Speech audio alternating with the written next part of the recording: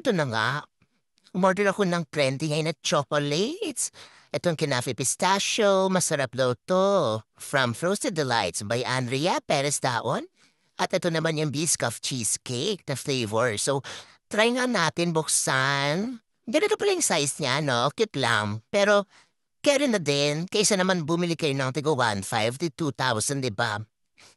So, eto, parang bet ko yung amoy ng Biscoff na to. Okay, open naman natin itong isa. Ay, ang ganda naman ang kulay nito. My favorite color, green. Okay, parang ayoko mo na siyang tikman at baka pag kinagat ko ay maubos ko na. Ay, ano ba tong taga-video ko? Ang likot ng kamay. O, eto na, bubuksan ko na. O, pak! Ang creamy naman niya. Gusto ko nang ubusin. Pero, papatingin ko muna sa inyo. Silip muna. O, biyakin naman natin tong isa. Ay, wow! Mukha siyang crunchy, ha? Ang moist niya. Grabe.